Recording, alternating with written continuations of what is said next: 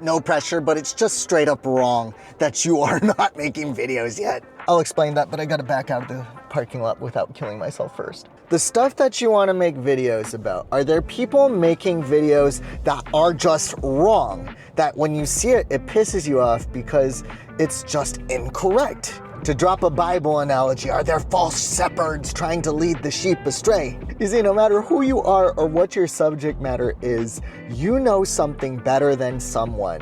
And in fact, you know it better than some of the people making videos up in here. If there are people teaching people the wrong way, or a less good way even, to do whatever it is that you do, you're a business coach, you're a Pokemon card expert, you groom dogs. If there is bad content leading people astray, it is wrong, and you need to do something about it by making things right. Earlier this month, I got flown out to Ohio to talk to churches about how they show up on social media and creating content. Super unique, so much fun. Yo, I'm a California boy, so going to the Midwest is a thing for me. I ain't ever been. And shout out to the Nazarene Church of North Central Ohio. But a lot of times we'll look at social media or YouTube, we'll kind of demonize it. It's like, yo, it makes people so anxious. It makes people so depressed. It's true, we are the anxious generation. I mean, that's a New York Times best-selling book. It's happening before our eyes. But here's the thing. Yeah, this phone right here is the most addictive thing on earth by design, from the design of the device itself to the design of every app on it. Super addictive, so I can't defend that. I am a social media strategist, and even I fear and respect the power of this thing to the point where I took 2-3 extended breaks from social media to keep my headspace clear. But to go back to what I was saying, why is it that social media creates so much anxiety and depression? I would say it's because the loudest voices are voices that create anxiety and depression. I'll also say it's because the good voices aren't showing up the same way. You can argue with me about that. In fact, what do you think? Put it in the comments. But for real though, no matter what your angle is, no matter who you are, no matter what you're about, we need your voice. So here's 3 beliefs that I want to shift for you around video if you're not making videos. And the first one I just ranted about for a while, so I won't hit it too much harder, but one, we need you to make video. I'm the kind of person that believes that you are made for a reason. There is a reason for you to be on this earth.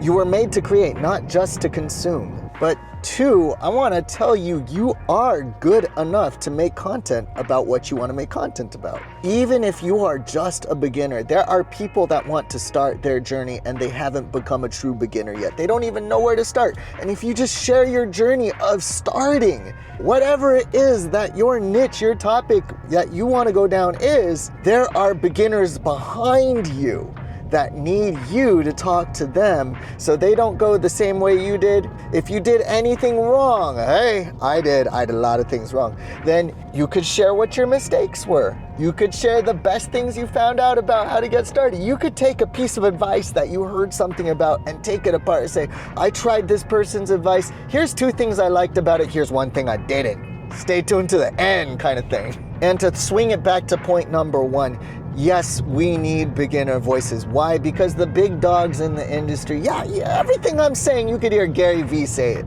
But sometimes people like to hear it from a little guy, someone that hasn't hit that level yet, because more relatable. By the way, my statistics show me that 80% of y'all don't subscribe to my channel that find it. But first of all, thanks for giving me a chance. But 2, if you're watching this far and you ain't subscribed, you know what to do. But 3, some of you freeze up when you turn on the camera because it feels super awkward. Do you ever feel that way? Shout at me in the comments. You feel awkward when you turn on the selfie camera. I haven't been here as much on YouTube because I haven't been out and about in the social media world. So I actually pivoted over to LinkedIn because it was good for business. And to be a little honest, I wasn't sure if I had more to say at the moment on YouTube, so I didn't want to just force it, make stuff when I didn't have anything new to say. That's a bonus tip right there, by the way. Make sure if you don't got stuff to say, pour into yourself first. It's like you're trying to pour from an empty cup. I'm actually coming back from the mall. I went to Book Off, pretty cool used bookstore up here in Southern California. Look at me. I'm about to flip the book open while I'm driving a car. Not safe. But his stuff is so good. One of the big pages in this book says, seek criticism, not praise. Boom! But you gotta take time out to make sure you've got something to put down for people. Books are great. I mean, I love watching videos too, but you know, like when someone sat down to write a book, especially if they got published, it's not some self-published thing, no knock on the self-published folks, but especially if it's like an OG book, they had to write something good enough that the publisher thought it would be cool and put it together, and they thought they could make money with it because people would actually really need it, want it, get a lot out of it. Paul Arden, it's not how good you are, it's how good you want to be. Right? This guy's an OG content creator. I have been on LinkedIn. I have been running challenges. I have been working with people to help them get started with video because they just started putting video on LinkedIn, and everyone there, I feel like, is a beginner, and it's such a great place to be, especially if you're a business owner, or heck, honestly, if you're any sort of content creator, you could really stand out on LinkedIn right now. There's an artist from my college, UCLA, go Bruins. Yo, he's just putting paint on canvas, making dope paintings.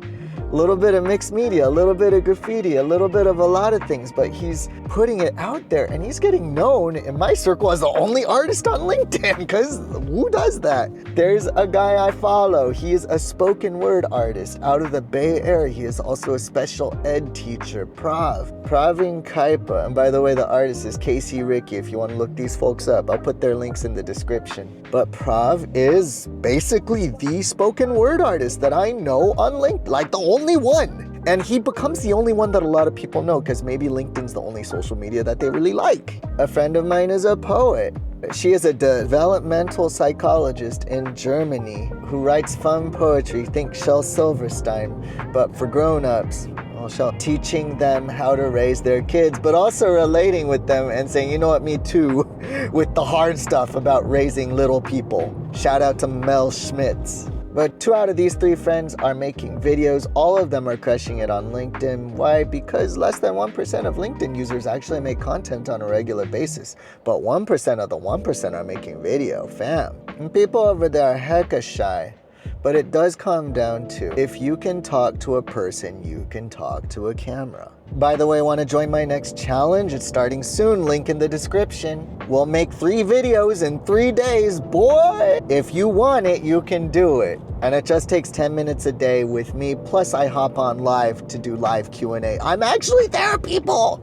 I'm coaching. This costs money usually, but this don't cost much money at all. And by the way, since you're coming from YouTube, drop the code YT20 to get 20% off, friend, for YouTubers who make videos in their cars. So many people are worried about, oh my gosh, what if I go viral for all the wrong reasons? What if that one kid from high school, oh my gosh, she was so mean. What if she sees my video and makes fun of me? Listen, the algorithm is smart. The algorithm wants the right people to find your video. If it's good, the algorithm will help it be good and get out to be like a good video and get good views. It will get the views if it's a good video. And so if you go viral, it's a good thing only. Good things will happen. Be optimistic, trust yourself. And you know what happens if it's a bad video? Will the world see it? Will they make fun of you? Nah, the algorithm will protect you. It's got your back. The algorithm's like, I don't know about this video. I'm not gonna show it to many people. It's okay. What's the worst thing that could happen? It's not a very good video and it doesn't get good views.